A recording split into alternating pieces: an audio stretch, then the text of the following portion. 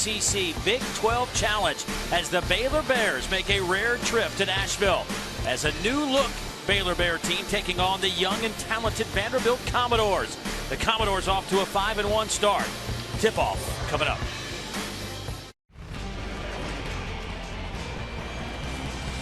And welcome to the SEC Big 12 Challenge presented by Sonic.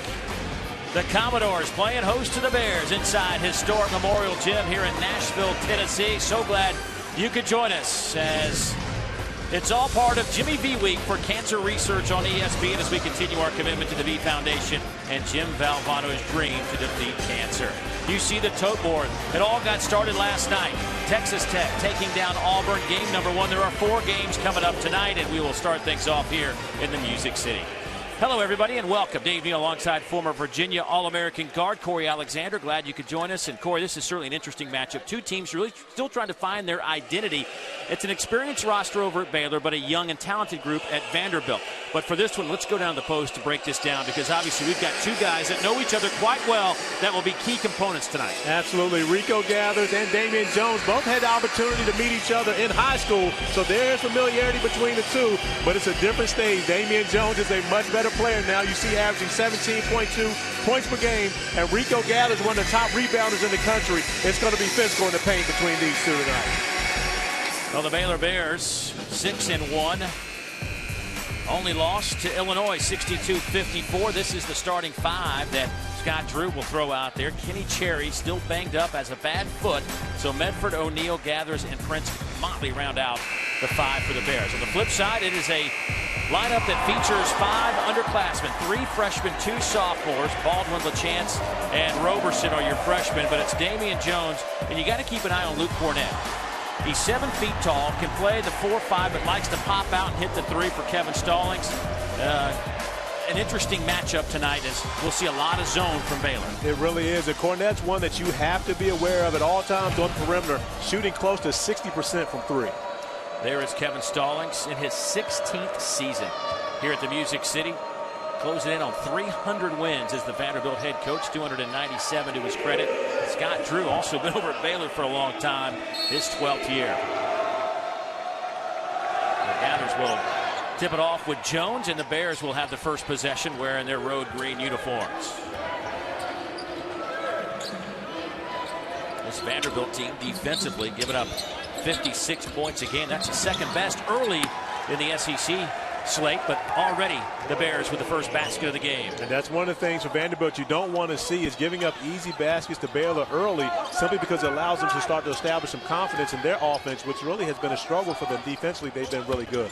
O'Neal with the first basket for the Bears, and Jones will step to the free throw line and try to complete the 3-point opportunity. Well, that's somewhat of a double whammy for Baylor. Not only does Damian Jones get on the board early, which they wanted to keep him off of it, but more importantly, a foul on Rico Gathers, who is very important for Baylor to stay on the court, making sure they keep him out of foul trouble. Kevin Stallings telling us today at shoot-around how important it was for this Vanderbilt team to get some baskets in the paint around the iron. Absolutely, and establishing Damian Jones was going to be very important for them early in the ballgame.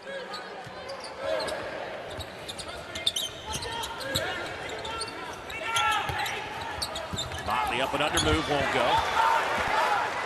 Here come the Commodores back the other way. Cornett off the mark. Jones the offensive rebound. Offensive rebounding was one thing that Kevin Stallings was concerned about, but making sure that Baylor didn't do it. I'm sure he's happy to see his team getting on the board on the offensive glass early. Baldwin inside to Jones. Shots blocked by Motley. Here come the Bears the other way. Medford, the junior college transfer out of Tucson, will run the show.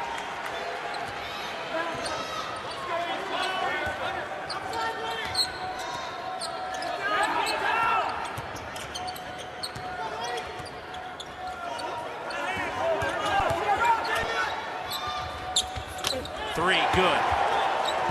First 3 of the game. Torian Prince, a 55% shooter so far, 11 out of 20 on the year. And the interesting thing about Torian Prince, came off the bench early in the season, but was still the leading scorer for the Baylor Bears. He worked out with the big guys before the game started. He wasn't even with the guards shooting threes. Boy, what a job Scott Drew has done at Baylor. 4 NCAA tournaments last year, 26 wins. Went 9-9 in the Big 12, but made it all the way to the Sweet 16. But they lost some serious talent from a year ago. They really did, and this is the first year where they feel like they haven't had that true stud, but getting it done defensively more so as a team effort. Shot clock down to 7. Nice pass inside, stripped out of the hands of Jones. Another nice defensive stand by Baylor. Good hustle back by Jones, not pouting about the fact that he got his shot blocker, sprinting back down the floor and saving 2 points for his team. But as you see, Damian Jones is going to get a lot of attention on the interior. Great pass by Baldwin, but not giving up on the play. Prince coming in with the block from behind.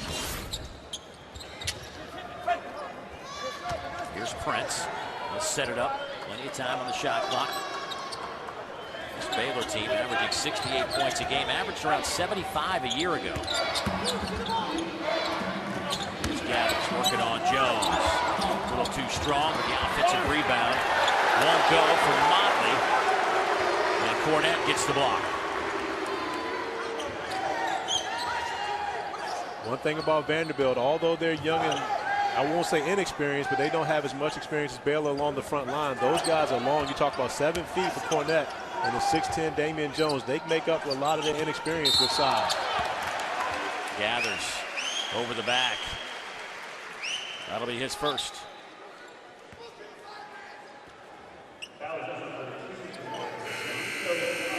Baylor's defense has been so solid. They are in the top 10 nationally. Points allowed per game.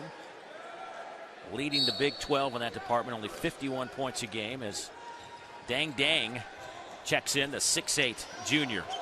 Transferred in from Lee College.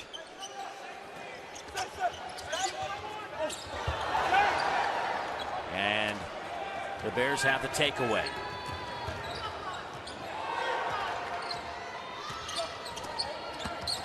O'Neal back to Medford. He'll line up a 3. That won't go. Cornette the rebound.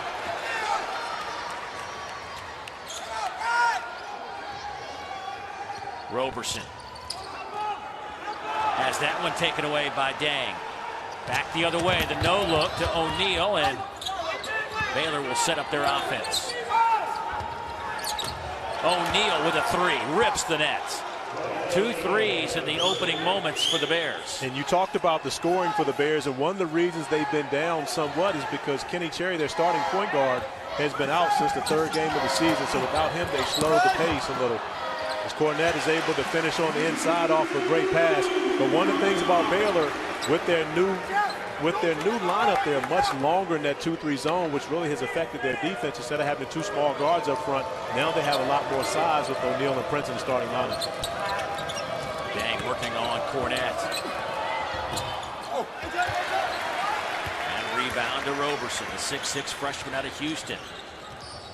Now Wade Baldwin, the freshman, to Riley LaChance, another freshman.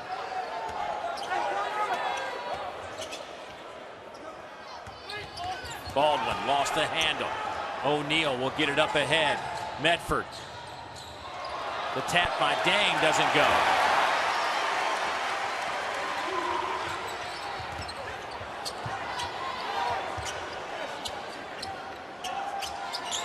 Boy, this zone is just hard to crack. It really has, and it's forced Vanderbilt into a number of turnovers. And that's something they've been really good at all year, is handling the basketball. But early, Baylor's got to him a little bit with his own pressure.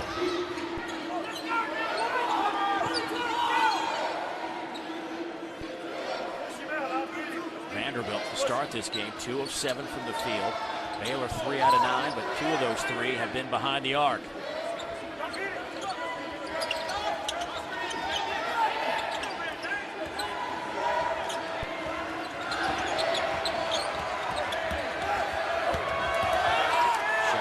Down to 2. Jumper, no good from Motley.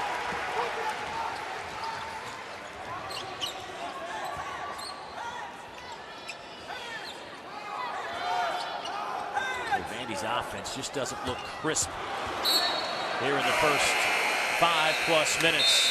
Media timeout on the floor. 8-5.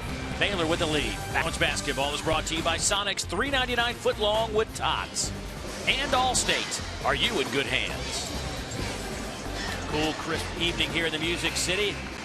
Baylor Bears leading it by 3. 14:09 to go in the first half. We've talked about Kenny Cherry, and boy, he's got plantar fasciitis on that left foot, and it's one of those things you've had and you've tried to play through it. I mean, it really limits just about anything you can do physically. It really does, and more importantly, it takes away from your ability to be able to recover. He could probably play in a game, but the issue is, and what Baylor's concerned about, it would probably knock him out for another 2-3 weeks after that. So they want to give him time to allow it to try to go completely away so that he doesn't lose more time after trying to come back. But I can tell you one thing about plantar fasciitis: when you wake up in the morning and put that foot on the ground, it reminds you every time. Well, he certainly is a dimension that Baylor misses. Had a triple-double a year ago. Only the 6th one recorded in Baylor basketball history. And it changes what Baylor does offensively. They have really slowed the game down, and we've seen it a couple possessions. Shot clocks inside of 10 before they get a shot off. Well, Scott Drew told us it's almost like opening up the playbook for your senior quarterback. Well, you do that with your senior point guard, but Mefford doesn't have the experience that Kenny Cherry has, and of course, so they're going to slow it down a little bit. But Baylor doing a good job here early this evening and attacking, especially around the three-point line. Mefford, big hop step, nice pass to Dang. And the penetration, a great job by Mefford getting inside the zone, finding Dang, and more importantly, he didn't come down with that. It probably would have been a travel had he landed on the floor before he passed the basketball. Boy, awkward shot from James Siakam, the senior out of Cameroon. Bears waste no time on this possession off the back of the iron. Siakam with the rebound. Gets it off to Shelton Mitchell, another one of those freshmen. He's in the paint, and you can count it as he hit the deck.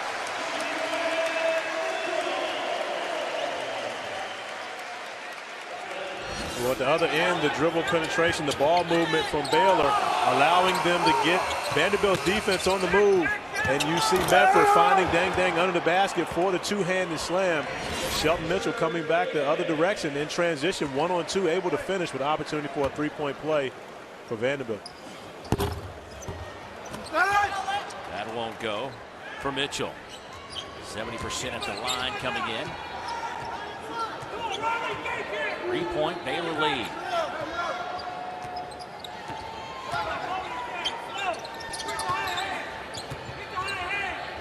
Freeman gets it to Dang. Now it's Gathers. Offensive foul with a push off underneath by Dang. We'll give it right back to the Commodores. That'll be the first on Dang.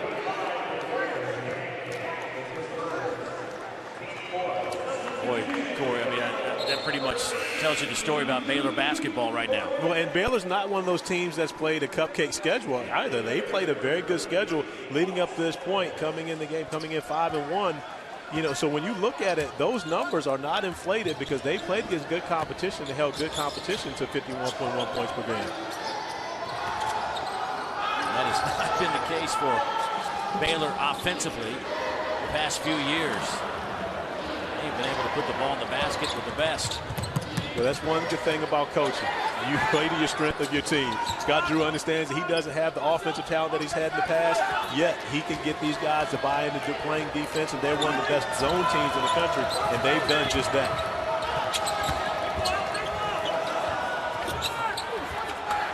Ish Wainwright can't get the shot to go, but he does corral the basketball.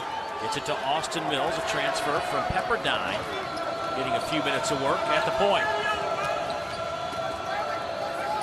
Freeman, under 12 to go, first half.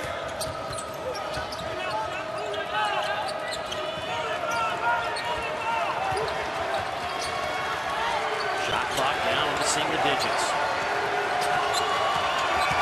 Mills, floater off the basket, got it to go. Nice patience by Mills off the screen and roll.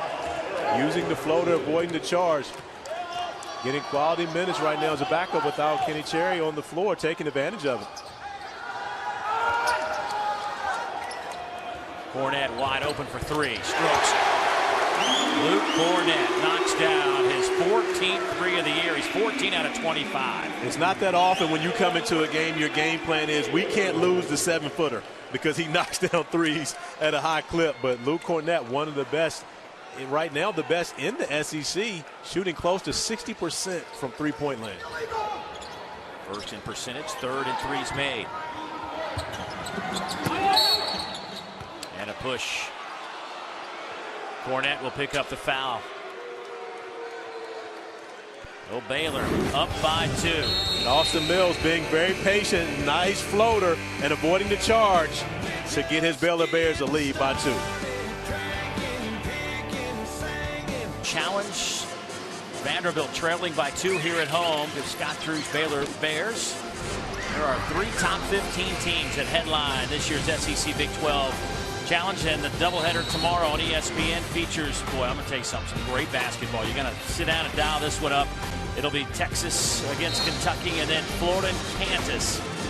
Starts at 7 o'clock Eastern time. The SEC Big 12 Challenge. Both games also available live on the Watch ESPN app. Tell you what, could be a Final Four preview there with Texas and Kentucky. Yeah, absolutely. And you think about Florida and Kansas. Florida, of course, was a top 20 team to start the season and slipped a little bit. But you look at Texas and Kentucky, you're talking about 2 of the best and having, of course, some of the best freshmen in the country playing on both those teams. The journey to the tourney presented by Sonic. Number 6 Texas, number 1 Kentucky. 7 o'clock tomorrow night on ESPN. Off the inbounds pass, Gathers tried to muscle his way to the basket. Couldn't get it to go down. I don't think there's a way that Gathers couldn't try to muscle his way anyway.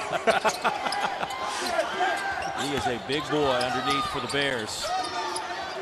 Listed at 6'8", 275. Little bump, but doesn't bother Bradley the chance. The 6'2" freshman out of Wisconsin, averaging 11.5 a game. And one of the things about this Baylor zone, of course, they know that Vanderbilt has many shooters, so they have to be very active on the perimeter, taking away those guys. LaChance, Cornett, they have a number of guys that can knock down the 3. Scott Drew very aware of that. So this zone will not sit back in the lane. They will stretch it way out to cover those shooters. Off the front of the iron by Freeman. Kept alive by the Bears, and you can count it for Prince. He'll head to the free throw line as that foul goes against the Commodores. And one of Kevin Stallings' biggest fears in this game was the offensive board, keeping Baylor off the offensive glass. And you see what Prince is able to do off the offensive rebound. Coach Stallings was not concerned about the first shot from Baylor. He knew that they could guard them on the first shot, but could they contest those second chance opportunities and take advantage of them, take those away from Baylor? And so far, Baylor doing the job on the offensive glass. Foul on Siakam, allowing Prince to complete the three-point opportunity, and it's a three-point game.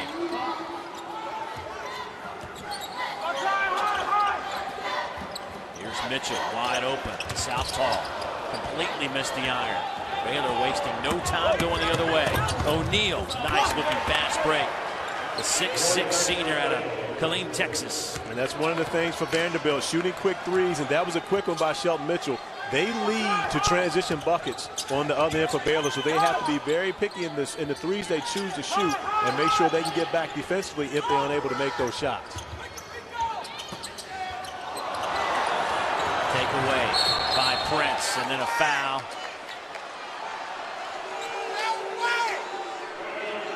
That'll go against Matthew Fisher-Davis. You look at the roster that Kevin Stallings is dealing with. Very talented freshman class, but a ton of freshmen he has to deal with. Absolutely, and of course you're doing everything for the first time. You know, with them, they just took their first actual road trip when they went to the Barclays Center to play against LaSalle and Rutgers.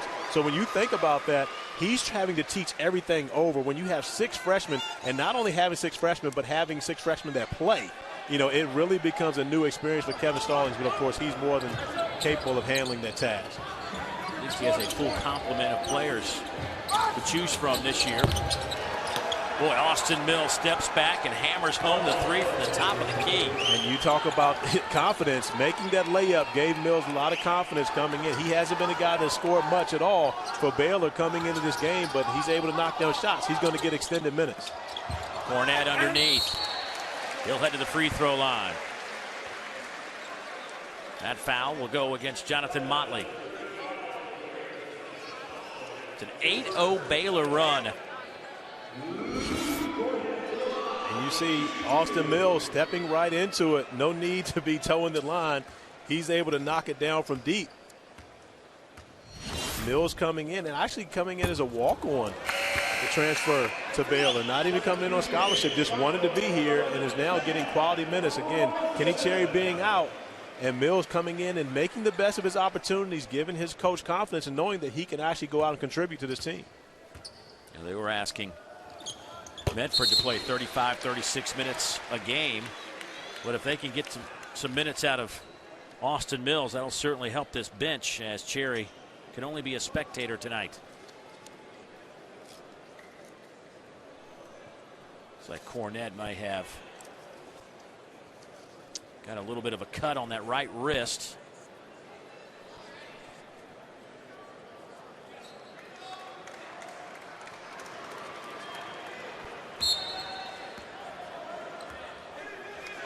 So Mills will bring it up. 8:45 to go first half. Game 2, or day 2 of the SEC Big 12 Challenge. Texas Tech took down Auburn last night in the opening game.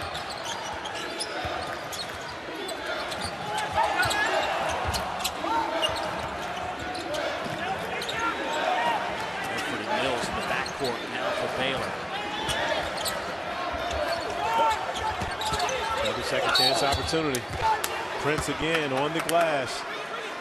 As Baylor's leading scorer, he's not a guy that always sits around and settles for three-pointers or you have to run offense for him. He will get in there and attack, get on the offensive glass, and find opportunities and ways to score. Now find himself back at the free throw line with the opportunity to get 2 points. That foul goes against Damian Jones. That'll be his first. Hey, what, Damian Jones has been real quiet. Scored the opening basket of this game on a three-point play. As you look at the Bears and what they do on the backboard, they are fantastic. But how do you get Damian Jones more involved if you're Vanderbilt? Because you got to have him. He's 17-point scorer. And he scored their first basket. Of course, you know, we know how important he is, and so does Scott Drew from Baylor. So he's going to make sure they pay extra special attention to Damian Jones and not give him anything easy. But Baldwin knocks down the three, and if that's something they can continue to do, that will lessen the pressure on Damian Jones on the interior. Right back the other way. O'Neal gets it to go down. So 3 for 2 segment in about 10 seconds. 23-16 Baylor. Bears shooting 43%. Same number as Vanderbilt.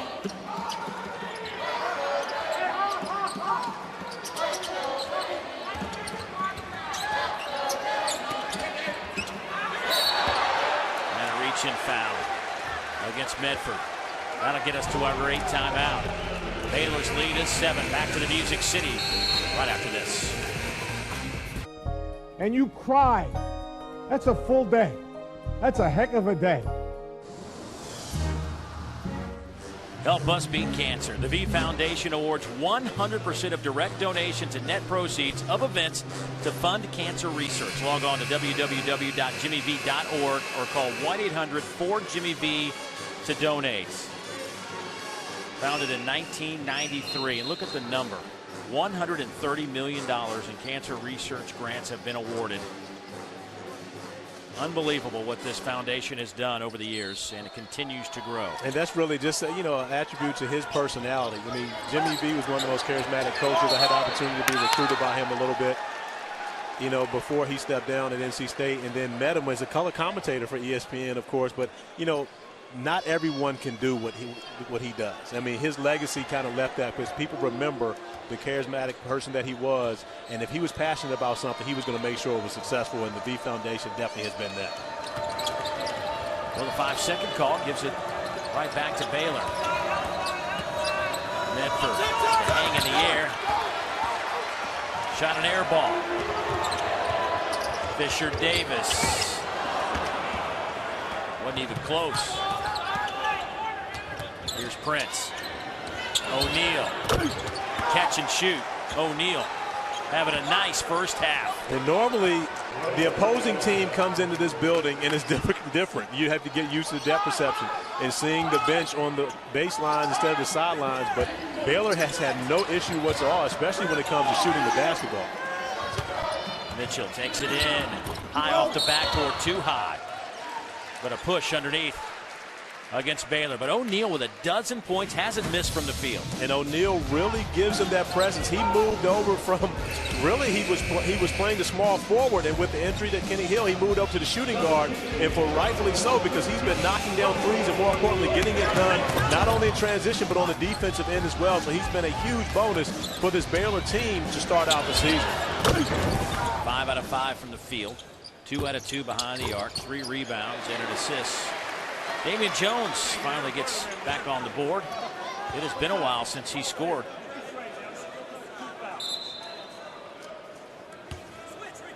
Jones hit that first basket of the game. And this is his first point since then. The team's leading scorer at 17 a game.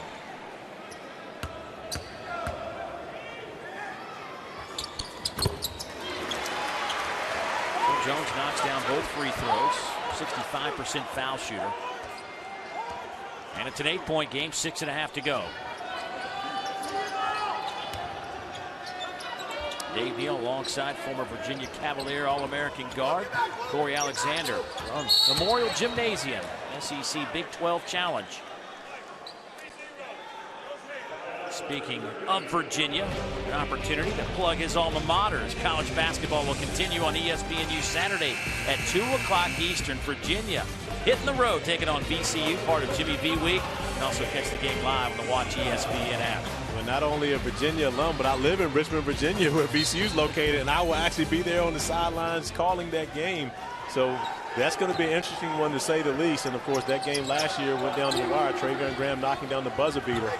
This time, Virginia having to go into the Stuart Siegel Center to see the game. Ball's pinned. Arrow favors Vanderbilt.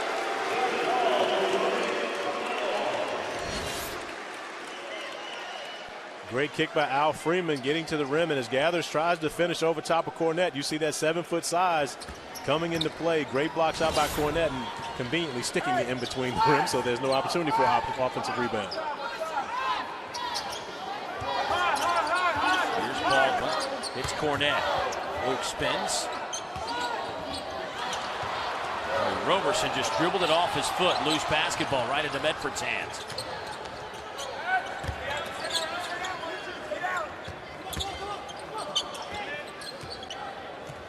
Boy, Gathers is just a physical specimen. He is that, but you realize he can't really get an advantage right now because when you're playing against 7 feet, it's hard to go over top of that. So Cornett doing a really good job on Gathers right now early in this game. Shot clock down to 7. Medford going baseline. Top of the key, Prince for 3. Got it right at the horn. I tell you what, between O'Neal and Prince, they really have given Baylor a lift. And, of course, not that Scott Drew doesn't always depend on these guys, but they have changed their roles from where they were before in this program. Both of them were successful last year, but really stepped it up this year, becoming 2 of the center cogs, especially for the offense for the Baylor Bears. Basketball belongs to Baylor. Frustrating first half for Kevin Stallings. It's an 11-point lead for Baylor. The Bears have hit 5 of 9 behind the arc. They came in at 35% three-point shooting team. But as you mentioned, they have not been distracted at all by this unique environment here at Memorial Gymnasium. Well, let's not be surprised if Scott Drew makes a few changes down in Baylor's gymnasium. Yeah. If they're going to shoot it like this, he may make a couple changes down his way. Well, last night Baylor wanted to come in and schedules got kind of twisted around. They thought they had an opportunity to practice, but there was a women's game going on. So first time they got a chance to come into the gym was this morning at shoot around at 11 a.m. Maybe there's something to that.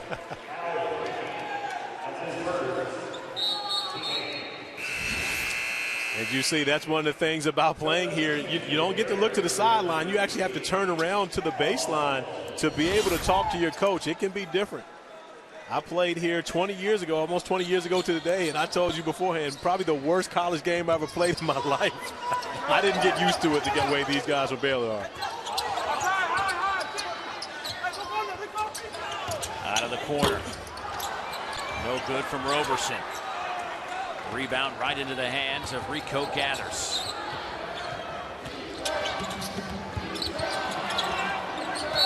And a traveling violation against Freeman. That's the third Baylor turnover. Vanderbilt's coughed it up 7 times tonight here in the first half. And the last 2 by Freeman, the offensive foul and then the travel up until that point. Really only 1 turnover for Baylor. And, of course, with the way they're shooting the basketball, that's a recipe for success, especially when you're playing on the road.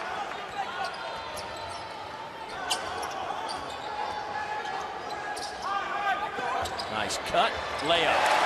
Best half-court set from Vanderbilt tonight. Absolutely, and it was almost as though Roberson knew Baldwin would be there wide open, as if it was drawn up by Kevin Stallings to look just like that. Great pass to deliver for 2 points.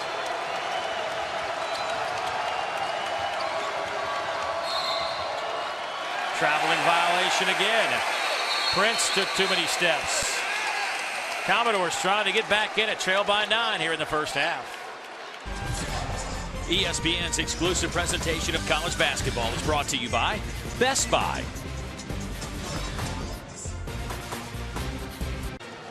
It's the SEC Big 12 Challenge right now. Baylor on the road up 9. Let's go back to that last Vanderbilt basket, Corey. Well, this is the way you take advantage of the pressure.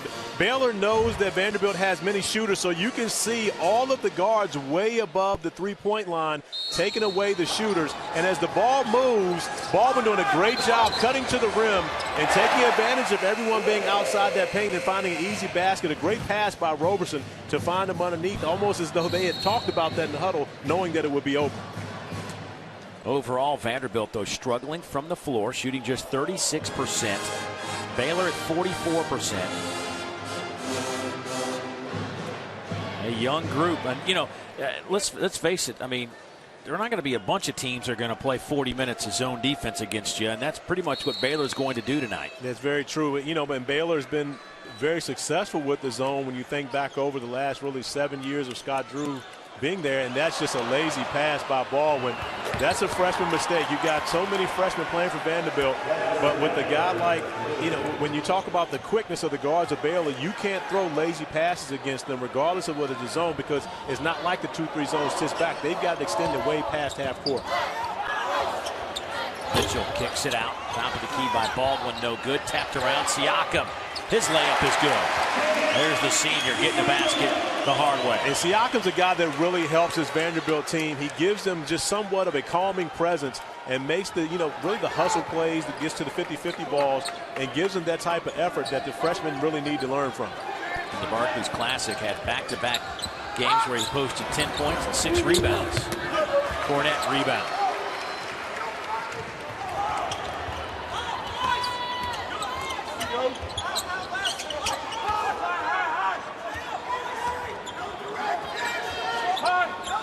Cornette. He'll swing it around to Baldwin. No good. Boy, Siakam thought he got pushed in the back on the rebound. Instead, the Bears go the other way.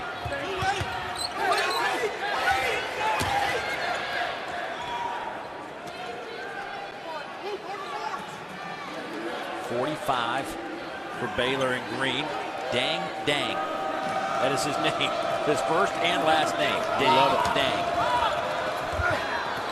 And here is Dang. Tried to put a little spin on it, kissed it off the backboard, a little bit shy. And he ran into that wall, which is Luke Cornette, all 7 feet of him. And the tie-up will give it to the Baylor Bears.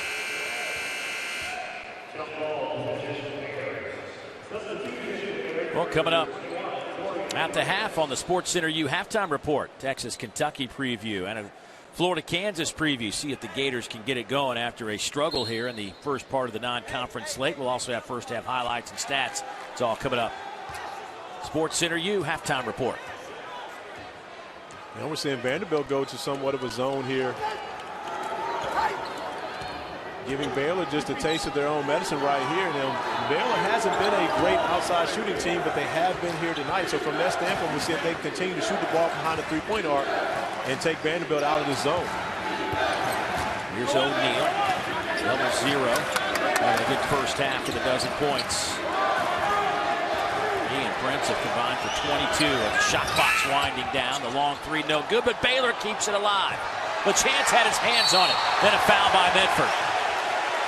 And that'll be intentional. I was about to say, it's going to be interesting to see if they actually call that an intentional foul. Anytime you grab a player, grab his jersey, that's going to be intentional. The officials coming in right on top of that. Made no play for the basketball. Yeah, just reached out, tried to slow down the fast break. Yep, that's the right call.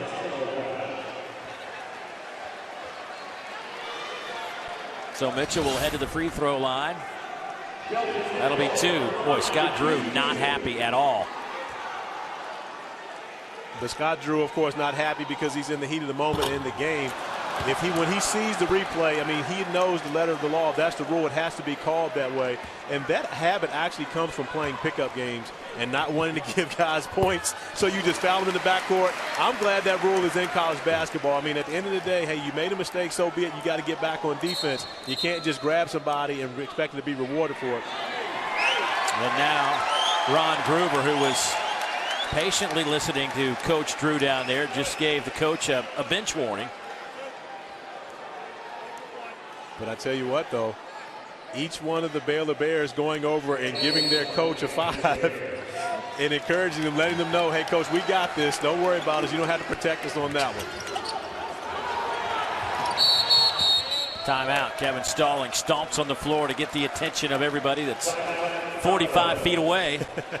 Kind of scared me a little bit, but it's okay. That'll be a 30-second timeout. 1:08 to go before halftime. Baylor gave up the first basket of the game, but since then they have been in control. They've had a stingy defense all year, and that 2-3 zone really has affected Vanderbilt in shooting from the perimeter, especially taking away their easy looks. But right now, Vanderbilt started at one point to get into a rhythm, but just missed the opportunity right there. Had 2 free throws, unable to come away with any points. Maybe they can get something on this end. Don't forget Saturday at 4 o'clock. Here on ESPNU, we'll bring you the SWAC Championship as Southern looks to repeat as conference champs against Alcorn State. It's all part of college football primetime presented by McDonald's on ESPNU and watch ESPN. The SWAC Championship, 4 o'clock Eastern time. Of course, we had a long discussion today about Baylor football with all the Baylor folks that shoot around today.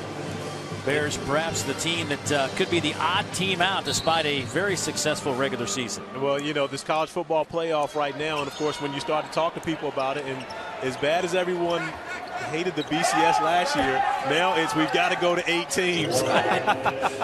It's going to be 64 just like basketball sometimes, so there'll be no regular season. Here's Siakam. Nice move. Boy, James coming off the bench providing a spark. He's got 4 points down, a couple of rebounds. I can't even say that. Basketball is 68 now. It's not even 64. That was climbing.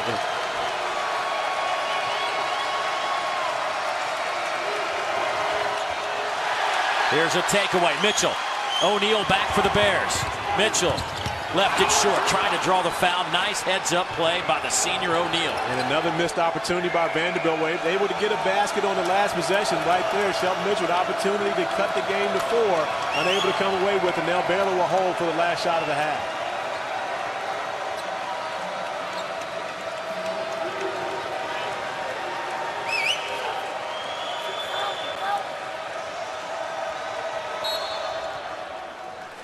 Boy, Vanderbilt has some fouls to give, so they will use one there. 7.3 seconds to go.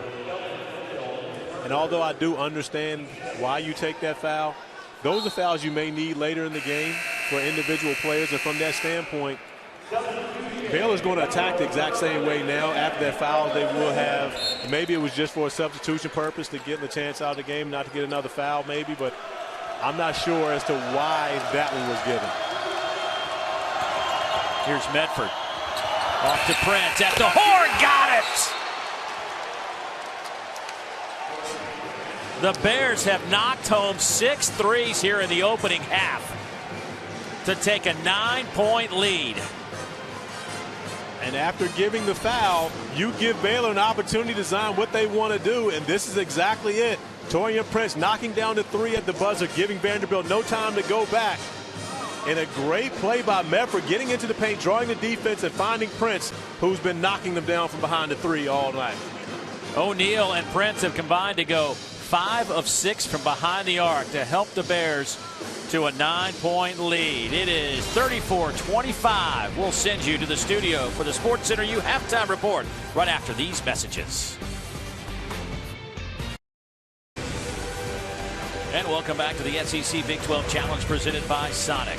Baylor leading Vanderbilt 34-25, second half hoops about to get started. It's all part of Jimmy V Week for cancer research here on ESPN as we continue our commitment to the V Foundation and Jim Valvano's dream to defeat cancer. You look at the tally board, if you will.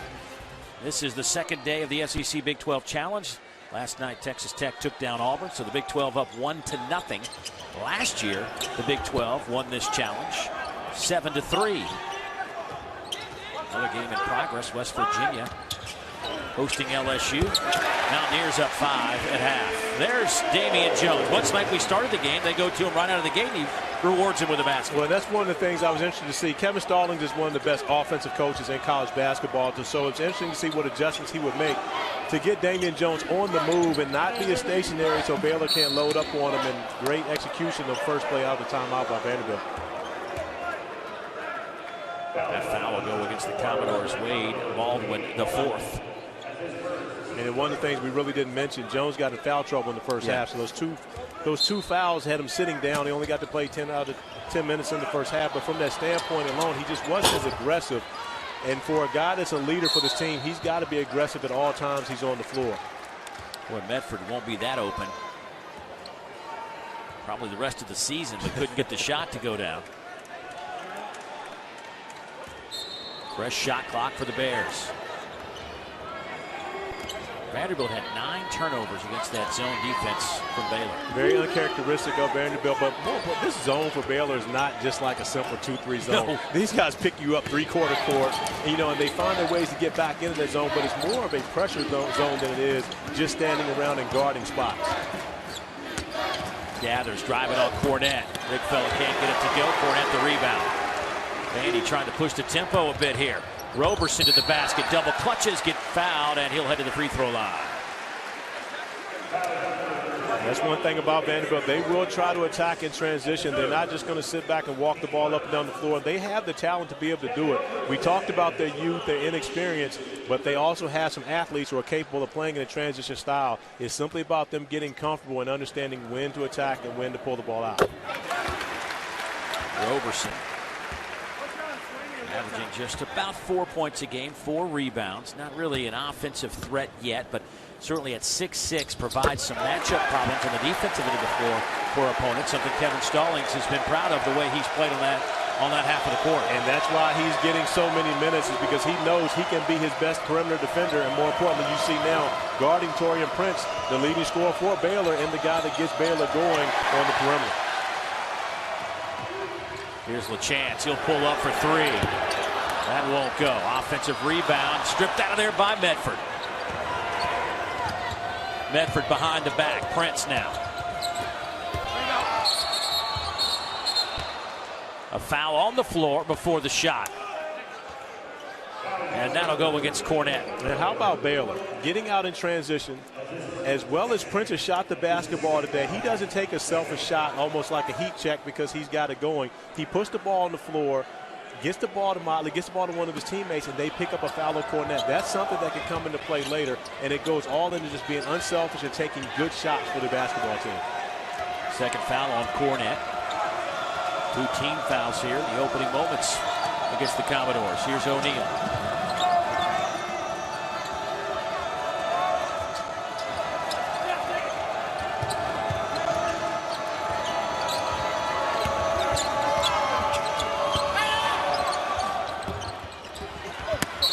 Gathers, pushes off. One of the issues for Gathers is foul trouble.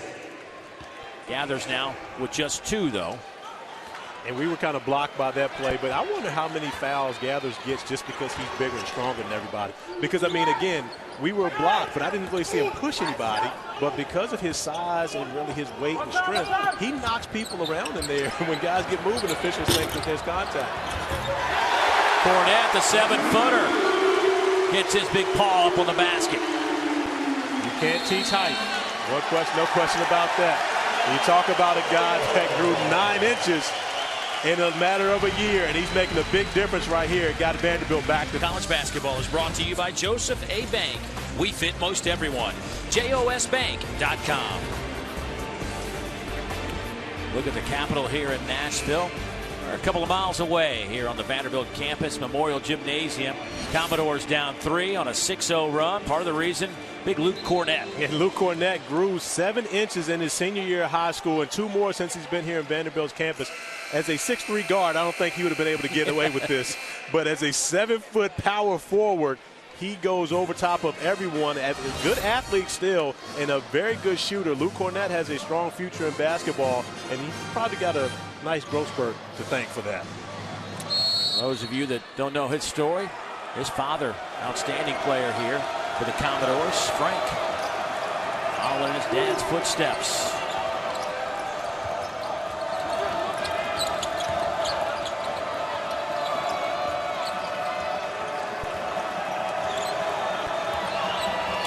Medford. Baylor 0 for 3 to start. Make it 0 for 4 to start the second half. And traveling violation against Gathers underneath. And although Rico Gathers has done the job offensively on the boards, he hasn't really been able to come up with much offensive productivity. And a lot of that has to do with Cornett's size. He and Jones have bothered Gathers on the interior. He's unable to create space with that wide body because those guys are so long. Chance gets it to Cornett. 3-second violation against Vanderbilt. I think Cornett kind of drifted down into the paint from the free throw line, didn't realize it. At 7 feet, you kind of don't really always know where all your body is. I wouldn't know. It's kind of hard to keep track when you're that tall. Here's Baylor trying to find that first field goal in the second half. Medford, little stutter step, ran right into a double team. We'll try it again.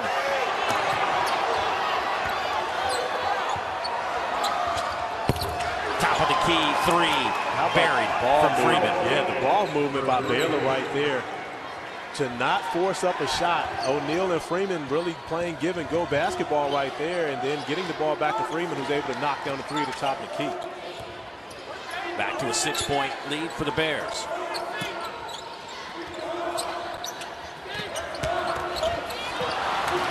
Medford.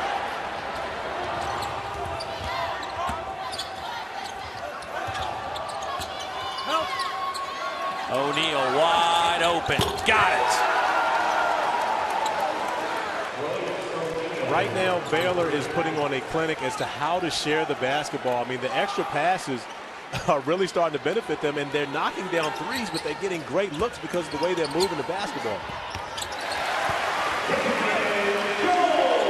Vandy answers the call to slow down the momentum of Baylor, a team that has 11 assists on 15 field goals made. And they have shared the ball extremely well. When you're making 3-pointers at that clip, everybody wants to make that extra pass. Another 3. O'Neal ripping the nets at Memorial Gym. And again, Prince not forcing the issue, drawing the defense, kicking it out. O'Neal with a wide open 3 at the top of the key. And you just have to applaud the ball movement. I know Scott Drew has to be very happy about the way his team is sharing the basketball. Damian Jones with a jump shot. And Jones is starting to get it going a little bit. However, they're trading 2s for 3s. At some point, Vanderbilt's going to have to get some stops, because they can't give up a 3 every opportunity. For Baylor at the other end, you're always going to be 1 behind.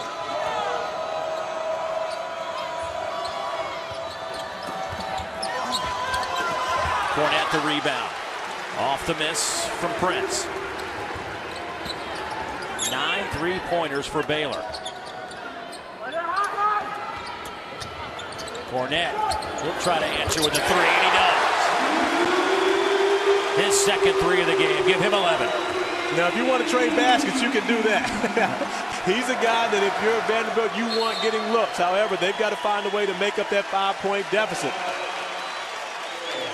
Baylor wants a timeout. 14:08 to go. 5-point Baylor lead.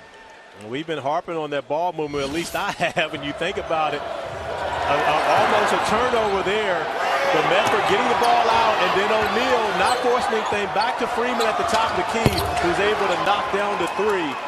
And Baylor shooting lights out here in Memorial Gymnasium. which, again, we talked about before. It's a different environment to play in, to come in and shoot in. Baylor has had no problems. Don't forget, college basketball continues on ESPNU Saturday at 2 o'clock Eastern Time. Virginia, the Cavaliers, ranked 7th in the country. Ooh, they're going to Richmond to take on VCU, part of the Jimmy V Week. The game also live on the Watch ESPN app. Tell you what, that's going to be a dynamite game, 2 o'clock Eastern, right here on ESPNU. This is turning out to be a pretty good one as well. 3-pointers becoming a factor. And when you have a 7-footer who is able to stretch it out, and when you think about that, Coach Stallings said it's one thing about being able to close out on a 6'5", 6'6" shooter, but you got to get to a 7-foot shooter very early. Otherwise, it's almost as though you're not there. For Cornette, it's almost like he's shooting in the gym by himself when he gets one of those opportunities. Here's Medford. O'Neal swings it around to Prince. Baseline drive goes. I'm not sure if we're just catching them on a good night, but we've heard about Baylor not being that good offensively, but they look really good here tonight. I mean, not only just shooting the basketball, but the way they attack inside when they're playing against the zone and have a number of guys that can get to the rim and finish. Baldwin off to Jones. He'll head to the free throw line when we come back. Baylor's lead is 7, 13:27 to go.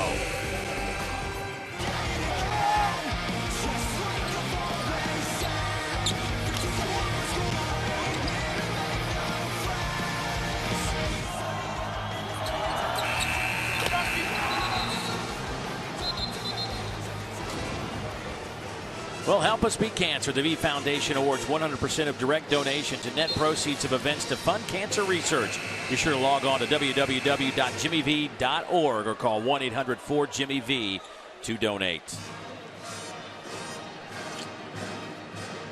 Baylor has found their shot here inside historic Memorial Gymnasium. They are 9 of 16 behind the arc. Season best 11 threes against Memphis. They were 11 out of 25 in that game. Today they are 9 out of 16. Scott Drew has to be happy with his perimeter offense. Damian Jones steps to the line. And on the other side for Vanderbilt, Damian Jones now with 12 points. Luke Cornette with 11. But the freshmen really have not stepped up to the task here. When you think about, they're playing so many young guys. This is probably the best competition they've played this year. And, of course, having to play against the scouting report now, Baylor knows what those guys are capable of after having seen them a few games. They've taken the freshmen really out of the mix. The freshmen have amassed just 6 points for the Commodores. Here's Prince, reverse layup, hangs in the air, gets it to go. And you talk about a veteran group. Al Freeman, a redshirt freshman, playing alongside Medford, but they handled the pressure from Vanderbilt as though they've been doing it for years together and getting an easy layup on the other end for Motley. Another turnover by Vanderbilt, but Baylor gives it right back to the doors. Jones, he's fouled. That'll go against Torian Prince.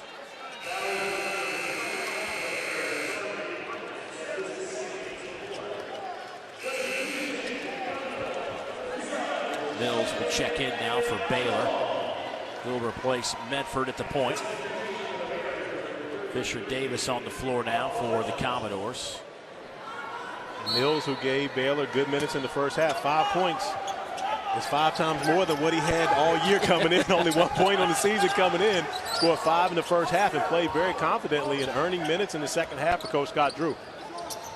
Here's LaChance. Off to Mitchell.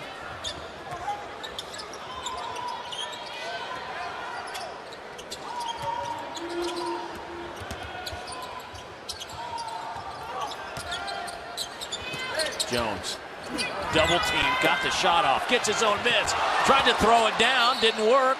Last touch by Baylor.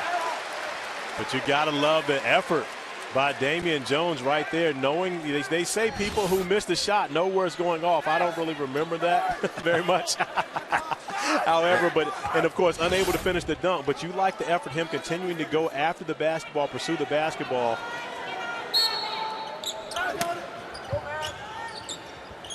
Jones, 13 points, 5 rebounds.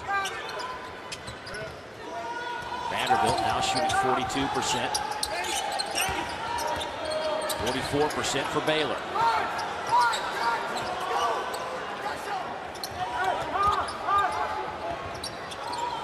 Baylor really extends this zone, forcing tough shots like that one from LaChance. Riley LaChance tripped up. That'll be a foul against Jonathan Motley. 11:49 to go. Second half. Baylor by 7. Baylor leads it by 7, 47-40. Midway through the second half here in Nashville, and boy, this Baylor defense has been a tough nut to crack for the Commodores. It has been, and Riley LaChance, the third leading scorer for Vanderbilt, and a three-point shooter, has gotten no easy looks right now. 0 for 5 from beyond the three, 1 for 6 from the field. But when you make shots, and teams know that you can make shots, the scout used to move up on the scouting report, and Baylor has decided we're going to take their shooters out of the game. If they beat us on the inside with 2s, so be it. But we don't think they can make enough of those. And right now, they've done the job on the perimeter players. Outside of Cornette and Damian Jones, no one else really getting anything going, any type of rhythm offensively for Vanderbilt. That last foul, by the way, on Motley. He now has 4. He's on the bench. Siakam going strong to the basket. Won't go down. Boy, the energy off the bench has come from James Siakam. I'm honestly surprised he hasn't gotten more minutes in this game, especially after the way that he played at the Barclays Center. And he's a guy that's active. He's not going to just stand around and shoot jump shots. You see him attacking the basket. And right there, Rico Gathers picking up the foul. Definitely got a lot of ball on that one. James averaging almost 7 a game, 5 rebounds. Struggled at the free throw line to start the year. It was 4 out of 10 coming in. Looked good on that throw. But also as a senior, he's not going to be shell-shocked by coming in here having to play in these big games. He's going to come in and be consistent and do the things that Coach Kevin Stallings needs for him to do. He's done just that. But, the freshman, of course, as a freshman, you never really know what you're going to get on the big stage. And right now, they just haven't been able to show up for Vanderbilt. Reach-in foul against the Commodores. That'll go against Matthew Fisher-Davis.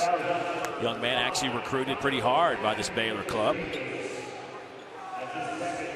Out of Charlotte, North Carolina. He's a shooter. He was recruited pretty hard by a lot of schools. Yeah. Everybody needs one of those. But, he's in a tough matchup having to guard Prince, especially on the block. Boy, just a lapse in judgment by O'Neal. Siakam touched it. Right back to O'Neal, and he just caught it out of bounds. That's something, again, you do that in the pickup game, and he could have just let it go. Right. He had the opportunity to let it go. He could find himself on not top 10 later on this week. Oops.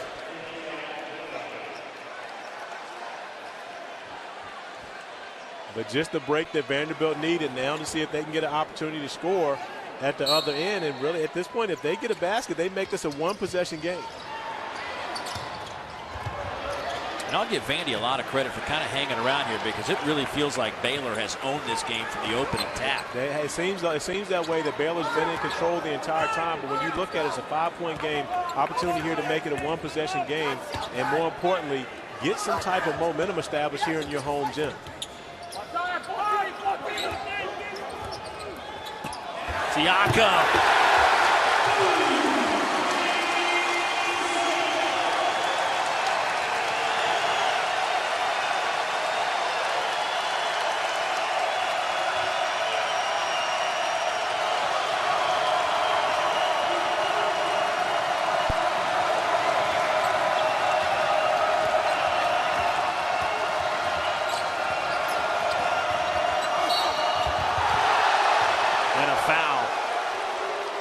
As Freeman drives to the basket.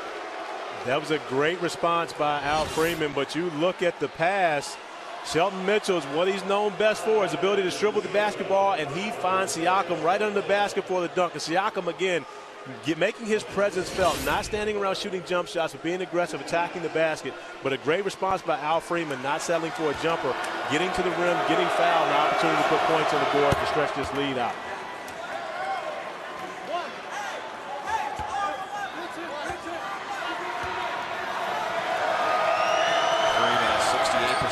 Shooter here in the opening weeks of the season. Offensive rebound. That's what Baylor does. We just showed you their rebound margin. Rico Gathers one of the best in the country, averaging close to 5 offensive rebounds a game, and gets a huge one there. Freeman stuffed at the rim. Jones the other way.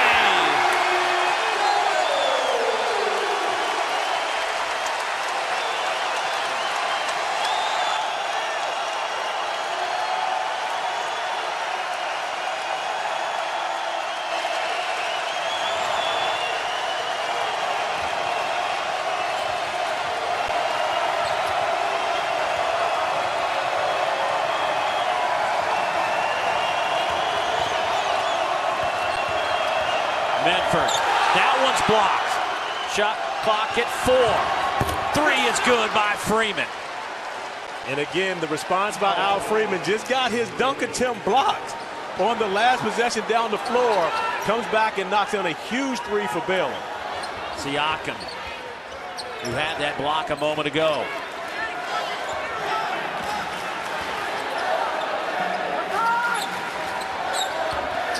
Jones spins, heading to the free throw line. Let's go back to the block by James Siakam. Well, we mentioned the not top 10, but this is definitely a SportsCenter top 10 nominee. Siakam going upstairs to get the block. Al Freeman taking it strong. Siakam defending it even stronger at the rim. Great block, and it led to 2 points at the other end by Damian Jones running the floor extremely hard, finishing at the rim. Love the reaction of the fans behind the basket after the block shot. That was priceless.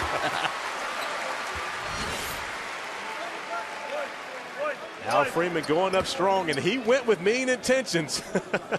Siakam having no parts of it. But again, Al Freeman coming back and knocking down a big 3 on the next possession for Baylor. I coached Al Freeman at AAU in high school. He's never going to turn down a good look, and he's not going to allow a block shot to deter him. Yeah, I love it. He steps back and buries the 3. Now he goes inside, kicks it out. Medford.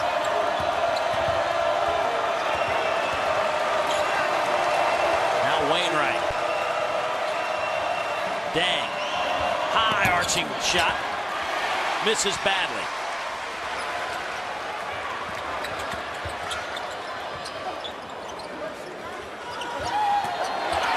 Jones. Traveled. The engineering major took one extra step. And that play, he felt as though someone was going to jump with him and contest him at the basket. But that's where you really have to know who you are, because as much as I love Rico Gathers and anyone else on Baylor's team, no one is going to get up as high as Damian Jones. If he attacks the rim and as strong as he is, no one's going to block that. There was no need to take that step, pump fake. He should have went up and dunked on someone. Jones, by the way, has his average at 17.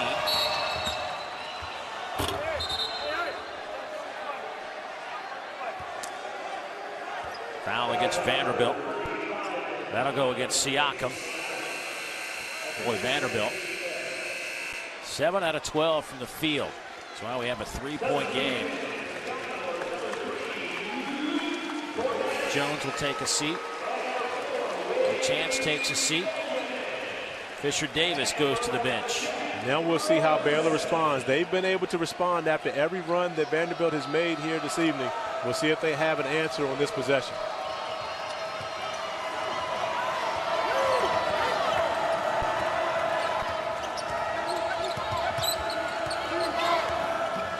Medford, nice crossover dribble, but nowhere to go.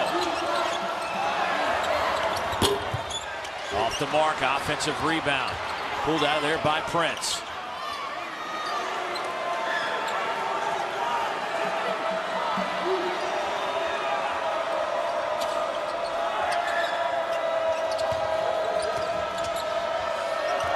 Prince hangs in the air, too strong. Roberson the rebound.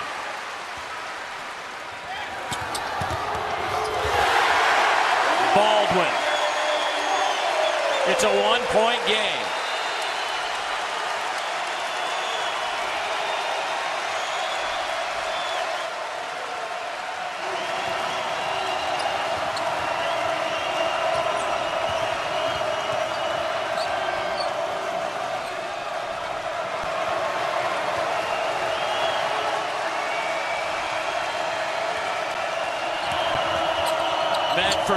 off the backboard. Again, another answer by veteran guard. Medford with a great play, taking it to the rim, not settling for a jump shot, but putting the pressure on Vanderbilt's defense to stop him at the rim. That little floater by Baldwin goes down. And all of a sudden, Wade Baldwin has come alive now. We talked about the freshman starting to step it up and produce. Baldwin has got involved in the action, and Vanderbilt finds himself only down 1 here late in the ballgame. Baldwin with 9. 6.5 to play. Freeman. Taken away by Siakam. Here's Mitchell the other way. Big hop step. Won't go. Siakam's tap does. Vanderbilt has the lead by 1.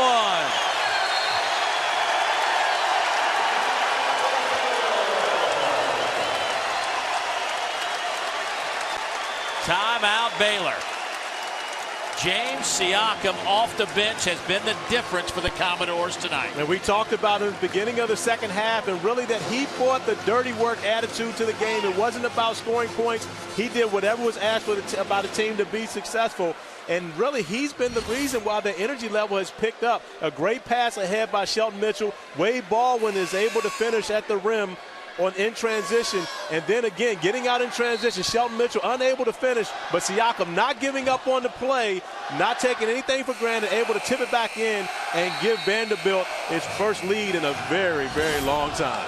Since it was 3-2. Siakam, by the way, his 3rd straight game in double figures coming off the bench for Vanderbilt.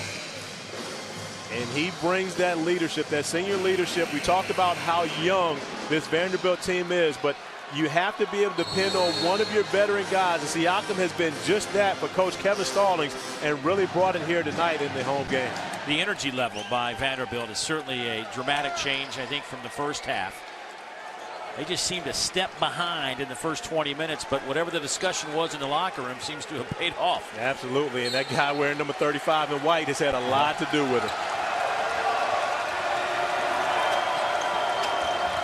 See what Baylor does here. Down a point, under 6 to play.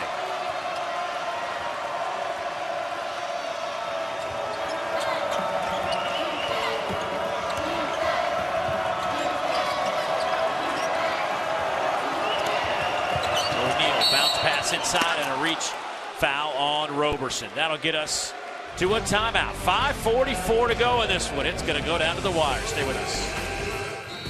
Well, and you can help us beat cancer. The V Foundation awards 100% of direct donations and net proceeds of all the events to fund cancer research. Log on to www.jimmyv.org or call 1-800-4-JIMMY-V to donate.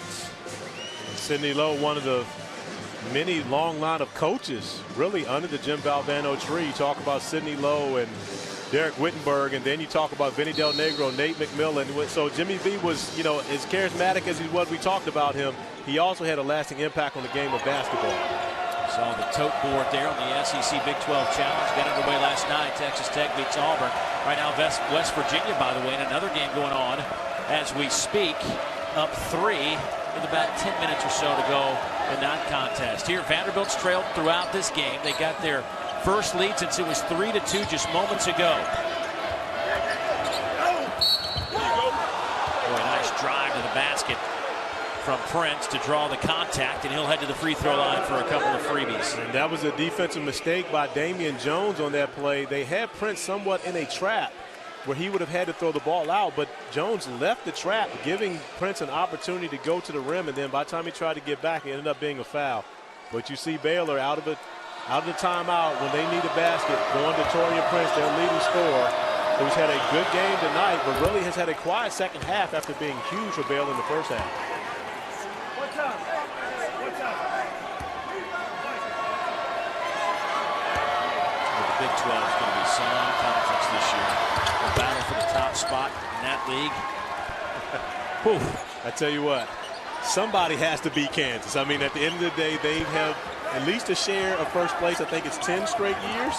So when you think about that, that has to be motivation enough for Texas, and all the Big 12 teams to be able to step up and say somebody's got to knock them off the perch. but that's easier said than done. O'Neal the rebound. And Iowa State's going to be a tough out. This Baylor club's going to be a tough out. Yeah, you talk about this Baylor team, and you think about they're playing without their senior point guard. They get Kenny Cherry back in the lineup, and the experience these guys are getting playing without him on the court, I think this Baylor team has a chance to be really good. TCU right now playing some of the best basketball they played in a number of years. Yeah, but everybody's talking about football at TCU. Yeah. Turnaround jumper off the iron won't go for Prince, and he keeps it alive. Gathers. How about Taurean Prince? Again, offensive rebounding. The extra effort plays by Prince on the offensive end of the floor. Kevin Stallings wanted to make sure he gets a good look. He's seen them come out of a timeout with a 1-point lead and now down 3. And a lot of it has to do with Taurean Prince not just scoring, but also making the effort plays, finding Gathers, saving the ball under his own basket to be able to find Gathers for the bucket. Tell you what, Prince has had a heck of a game. 19 points. He's hit 6 out of 10 from the field. Perfect behind the arc. 3 out of 3. 4 rebounds, 4 assists. That is a good night. That's a really good night. And then when you think about it, O'Neal is touching every category as well. So when you look at those two guys, the two wing players for Baylor have really stepped it up here tonight. And that's what you need from your team, especially for your veteran guys when you go out on the road to take on good competition. Don't forget, tomorrow on ESPN, the SEC Big 12 Challenge continues, 7 o'clock Eastern Time. 6th ranked Texas takes on number 1 Kentucky. It's all part of the Journey to the Tourney, presented by Sonic. Catch that game live on the Watch ESPN app as well. Game 1 of a fantastic doubleheader. Florida-Kansas will follow that one. I think that could be just as good of a game. And I know Florida's lost a couple games early, but Billy Donovan, one of the best coaches in the country, he's going to get those guys going the right direction. And no better time to do it than going in the fall field out. Here's the chance. Jones, a little bump, left it short. And a foul. Let's see if that goes against Damian Jones. It will be. That'll be number 4. Back in a moment. ESPN's exclusive presentation of college basketball is brought to you by Sonic's $3.99 footlong with tots. Well, back here it is coming down to the wire, much like we expected. Baylor and Vanderbilt, 3-point game for the Bears. Vanderbilt in the second half has played much better on the offensive end. Really had a tough time figuring out this zone. Well, they got it done with their front line. When you talk about Luke Cornett, Damian Jones, and James Sycom, these 3 guys have really gotten the job done, and Sycom has really given them a lift as far as attacking the basket and getting the job done with his energy and effort and a tremendous block shot. And Jones and Cornett continue to finish in the rim. Sycom never giving up on the play. Gave Vanderbilt its first lead with that bucket. However, Baylor has come back to salvage the lead. Gathers knocks down the first free throw. Just a 50% free throw shooter coming in. 20 out of 40. And Damian Jones, we were talking about during the break, do you leave him in with 4 fouls? You're looking at 3:55 on the clock. You said yes. You have to. I mean, and one, because you're down. And like I said, you're down 4, and Gathers knocks down this free throw. You're down 5. Now you're down 5 points. You can't afford to have your best player sitting on the bench because he's the guy that attracts the attention to allow guys like Cornett to get easier looks at the basket. Here's Cornett, gets tripped up on the baseline by Gathers. Gathers says he just stepped over my foot. What am I supposed to do? I don't think anyone's going to believe that. And right here, as you see, Gathers going in. Well, he does have a case there. I mean, you know, Cornett did actually trip over Gathers' knee, but again, when you wear probably about a size 20, it's hard not to trip over someone. 6'8", 275. I honestly think Gathers' reputation succeeds him from the standpoint of if he's in the area and guys start falling, it's going to be a foul. There really wasn't much contact from his part on that play. Roberson checks in. Mitchell to the bench. Siakam about to come back in as well. Cornett towing the line. 59-56. An interesting substitution there to take Cornette out on the defensive end. I almost would have thought you maybe take Damian Jones out on the defensive end because of the 4 fouls to try to protect him. However, with the Baylor playing a smaller lineup with Ishmael Wainwright playing the 4 position, it is a much more difficult matchup for Cornette. One item to keep an eye on down the stretch here. Baylor with only 1 timeout remaining. There's a bump foul on the perimeter against Roberson.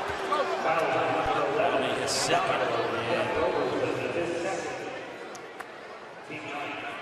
That is the 9th team foul now against Vanderbilt. So the last 1 and 1 for Baylor tonight, and it's 2 free throws the rest of the way. Coach Stallings going with a little bit of offensive defensive substitution pattern right now. Roberson and Sycamore will come out.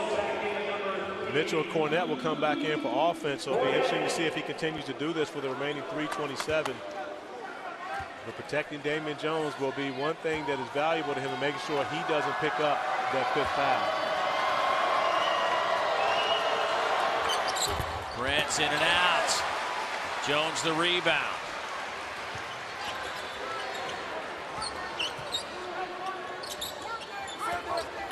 Vanderbilt working with 3 freshmen and 2 sophomores on the floor. Long rebound to Medford off the miss from Baldwin. You have a problem with that shot? I don't. I know Baldwin is capable of knocking those shots down, and he got a good look at it. Yeah, I don't have a problem with that. I think it may have been a little quicker than what Coach Stallings wanted, but you know, against this zone, when you find a good look, you have to take advantage of it. 2:52 to play.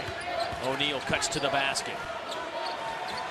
Royce guarded by Mitchell, got it to go down. Little size advantage, and he made Vandy pay. And that's really been his type of night. Everything that he's done, other than his not top 10 play of catching the ball out of bounds, has been a positive for Baylor. He's really stepped up huge for them. Hasn't had a big second half, but comes up with the timely basket. O'Neal with 20 points, by the way, for the Bears. And a foul against Medford as he hits Mitchell on the shooting arm. So 2 free throws coming up for the Doors, and for Medford, that'll be his second and the 9th team. That's a mistake by Medford. One, because, you know, again, you never want to foul the jump shooter. But secondly, that's not Shelton Mitchell's strength, is shooting the basketball. He's inside the 3-point line, so it only would have been a 2. You want to contest the shot, but you don't want to foul him and give him an opportunity for 2 easy free throws. So the little defense for offense switch as Siakam checks in for Cornette. Wainwright grabs the miss. 4-point Baylor lead.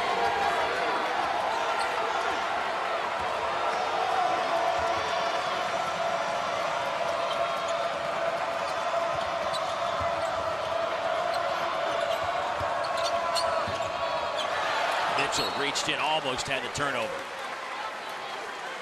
You see Scott Drew recognizing the mismatch. He's going to run something to make Shelton Mitchell have to guard O'Neal on the block.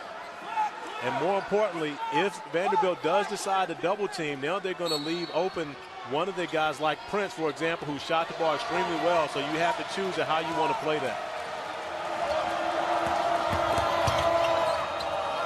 Medford off to Motley. Let's see, last touch by Vanderbilt. It'll belong to Baylor. Shot clock down to 3 seconds. Remember, only 1 timeout for Baylor. They've got to make sure they guard the rim right here. Everyone now has a play where they can throw a lob to the rim in short shot clock situations. So Vanderbilt going to have to be very wary of not only keeping the ball in the hands of shooters, but protecting the rim. There's the turnover. Mitchell, the chance, bobbled the ball, thought about shooting it. Inside look, Siakam, foul! Count it!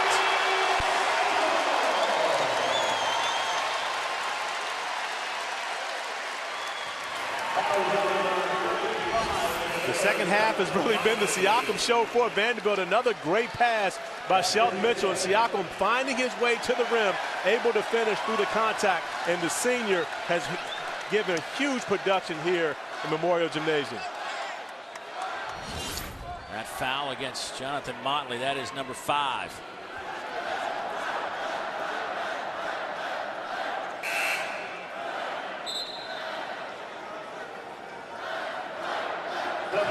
So Motley heads back to the Baylor bench. No points, 0 for 5, 2 rebounds tonight. Really never got in a rhythm, just got saddled with foul trouble and didn't become much of a factor all evening. So Siakam at the line. Siakam with 12 points, 4 rebounds. He's 2 out of 2 at the free throw line tonight. 2-point game. 96 seconds to go.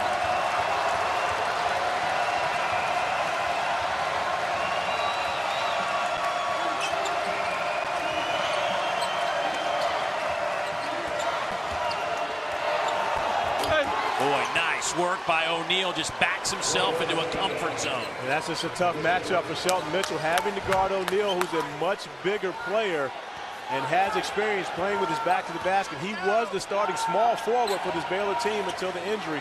He's taking advantage of his post skills now. Medford the rebound off the Mitchell miss. Under a minute to go.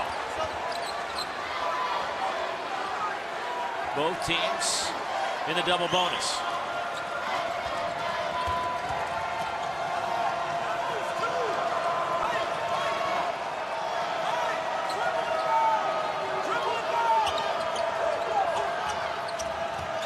They're trying to feed O'Neal again as he tries to post up Mitchell. Nowhere to go. Medford.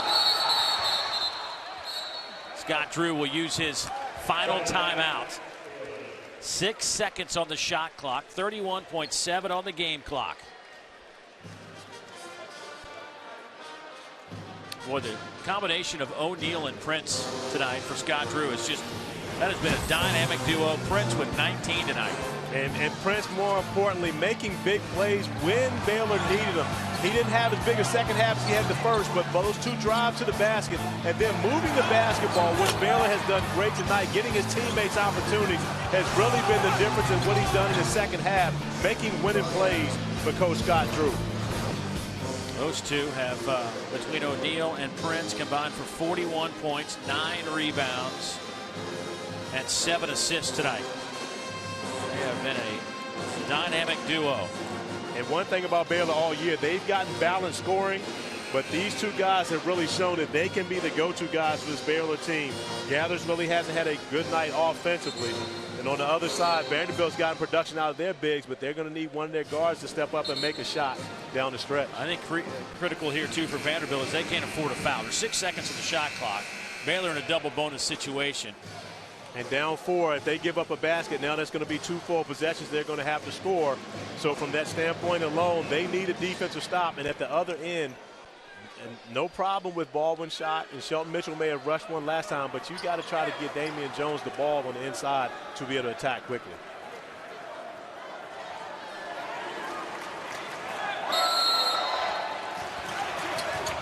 Lane right to trigger the basketball.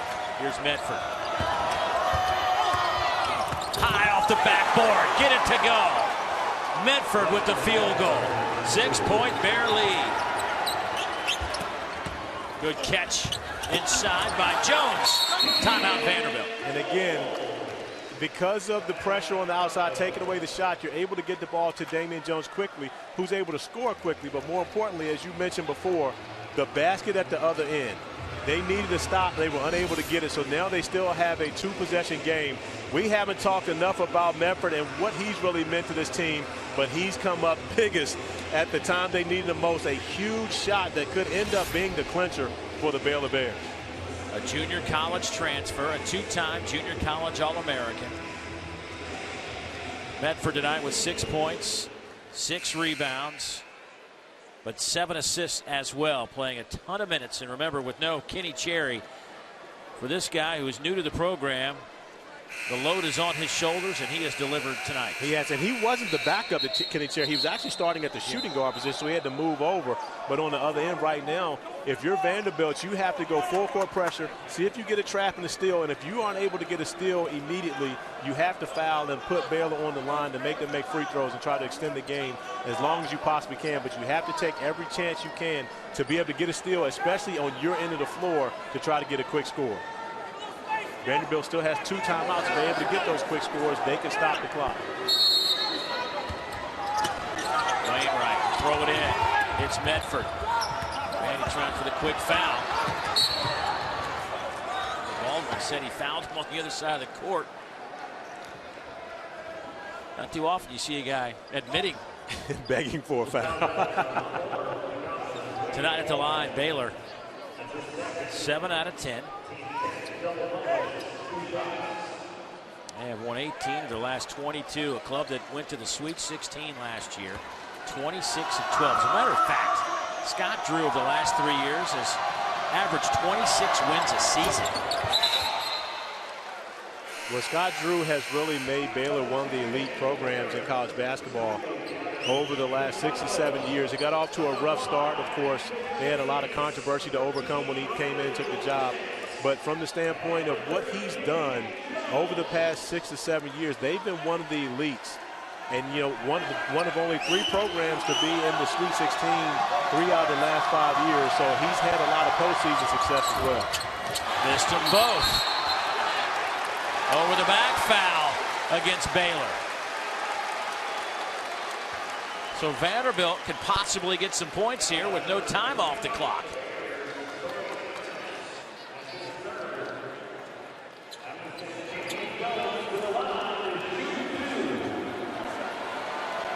Damian Jones to the free throw line. He is a perfect 7 out of 7 tonight. Boy, he looks good. That's an area he has definitely improved in. Last year, just a 54% foul shooter. And that's such an advantage to have a big guy that can go to the line and knock down free throws, especially at crunch time, so you're able to keep him on the floor. Jones. Boy, he looks calm, cool, and collected. The big fella with 21 points, 3 off the season high. Commodores down 2, use the timeout, 15 seconds to play. So I guess the same scenario. Same scenario. You go back to pressure, see if you can get a turnover.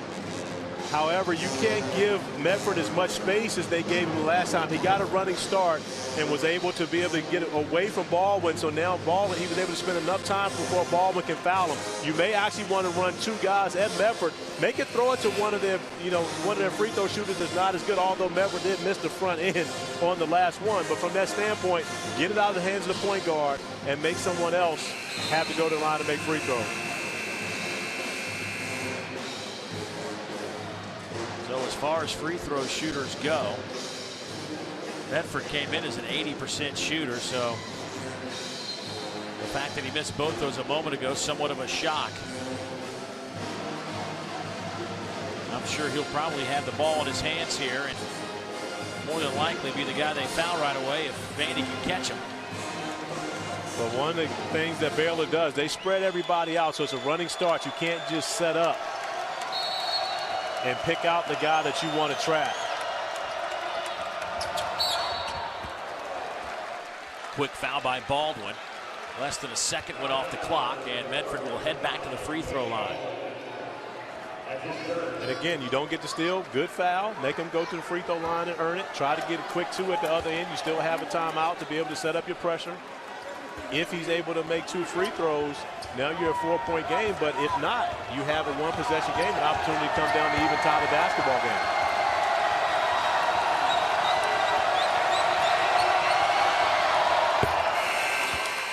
Boy, solid on that free throw. Still a 1-possession game. But with 14.4, I still think you go quickly, regardless as to whether it's a 3-point lead or a 4-point lead. You go get a quick basket. Save the pressure of having to make a long-distance shot until there's no other option. No timeouts for Baylor, just 1 for Vanderbilt. Off the front of the iron, a chance now for the Commodores. Under 10 seconds to go. Timeout, Vandy.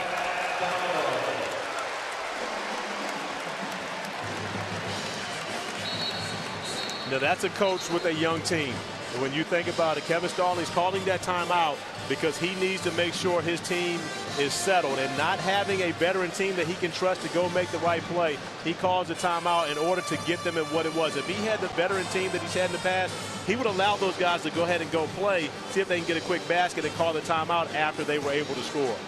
Vanderbilt 3 out of 16 behind the arc, shooting the ball here in Memorial Gymnasium. My question to you is, do you stay in the zone if you're Baylor with 9.6 seconds left? You know, one thing about their zone, it's not just really standing in spots. Right. So if that's your bread and butter, if you're Baylor, then I stay in it. But at the same time, right now, you always also go back to the fact of, do you want to even give up a three-pointer, or do you want to just foul, put them on the line, and to be able to do it, pick it up at other? And I think at this point, Scott Drew's going to want to play it out and make them make a contested three to try to send it into overtime.